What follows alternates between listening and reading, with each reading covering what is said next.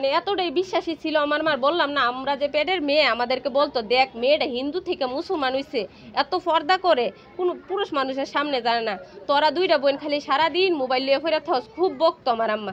আর কইতো কি মরিয়মের কাছে যা গিয়া বইয়া বইয়া শুনগা মরিয়মে কি কো, তাহলে তোরার ভিতরে আল্লাহর ভয় ঢুকবো, খালি এগুলা কইতো আমার মা। আমার মা হয়েছে আপনি এই যদি কন না যে আন্টি এই সুরাটা করেন এই জিনিসটা হইব, উনি আপনার কাছ থেকে সারাদিনও লড়তো না, সারাদিনও না। ঘটনাটা ঘটছে নভেম্বর মাসে। হ্যাঁ নভেম্বর মাসে। হ্যাঁ হ্যাঁ 23শে নভেম্বর। 23শে নভেম্বর যেহেতু উনি আমাদেরকে একটা আশ্বাস দিছে, উনি 6-7টা কিস্তি আছে, কিস্তিটা শেষ হইলে দিবে। আজকে 8 মাস ভাইয়া, ওনার কিস্তি কি এখনো রয়েছে? ওনার কিস্তি কি শেষ হয়েছে না? না আমার স্বর্ণগুলো আগে দেওয়া হয়েছে, আর আমার টোটালি আমার স্বর্ণগুলো আগে দেওয়া হয়েছে, আমার বোনের গুলা পরে দেওয়া হয়েছে। আমার বোনের 1,20,000 টাকা আর আমার বোনের 1.5 ভরি স্বর্ণ এগুলো একটু পরে দেওয়া হয়েছে। টোটালি হয়েছে 3 ভরি স্বর্ণ।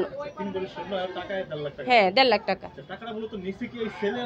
হ্যাঁ এই দুই ছেলে মেয়ে মিলা নিছে। অত ওই মেয়ে তো ডাইরেক্ট বলছে যে আব্দুল্লাহরে আমি নিয়ে দিছি এটা ব্যবসা করার জন্য, কিন্তু মেয়ে যখন পালায় যায় আব্দুল্লাহ এটা অস্বীকার করে। মেয়ের কাছে রাখছি। হ্যাঁ এই মেয়ের কাছে রাখছি। মেয়ে তো আমার আম্মারে খালাম্মা ডাকতো, আর মানে একই বাসায় থাকতাম তো আমরা। ভাই বিশ্বাস করে না, তারপরও বিশ্বাস ছাড়া তো আর দুনিয়াটা চলতেছে না, ইমানের উপরেই তো চলতেছে। উনি যে শুনেন, আপনি যদি 10 জন মানুষের নিয়ে একটা তাবলিকে বসেন, তাহলে আপনি বিশ্বাস করে এই তো মানুষগুলো তাবলিকে আসতেছে। আপনি এত আল্লাহুদার কথা কইয়া যদি আপনি 2 নাম্বারই করেন তাহলে কেমন হইব? উনি তো সারাক্ষণ এগুলাই শুনাইছে। হ্যাঁ এই মহিলা সারাক্ষণ শুধু আমাদের নবীজির বাণী শুনাইছে। হ্যাঁ হাফেজ হয়ে গেছিল। হ্যাঁ উনি এরকম ধার্মিক মানুষের কাছে এগুলা শিখছে, তো যার কাছে শিখছে আমাদের ওই এলাকায় ওই আপুদের কাছে সবাই এগুলা শিখে।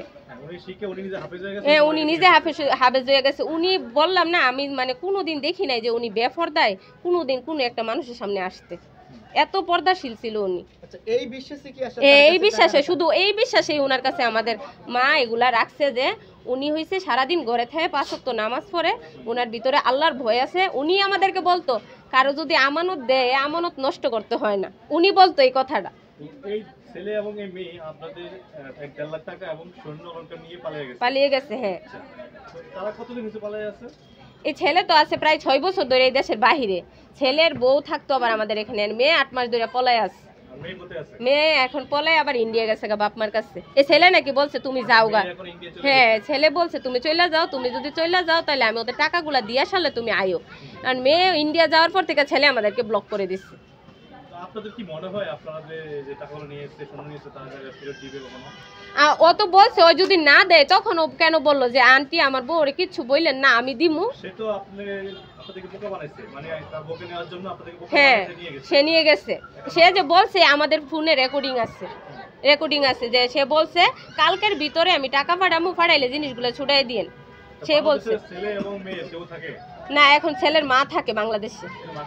ছেলের মারে ধরছে, ছেলের মারে ধরলে ছেলের মা শুধু আমরা বলে আমার ফুতে লেন দিতালে তাহলে তোমরা রিডা ফাইবা। উনার ছেলে তো লেন দিয়ে দিচ্ছে, আর উনার ছেলের যদি লেনও থাকে আমাদের কথা হয়েছে হ্যাঁ উনার ছেলের অনেকগুলা লেন আছে, তাহলে উনার ছেলেকে আমাদেরকে কথাটা বলতে পারে না যে বোন আমার তো আরো 6 মাস না 1 বছর লেনটা লাগবো দিতে, তোমার কি আমি 1 বছর পরে এটা দিমু না? আমার মারে সে বলবো কথাটা।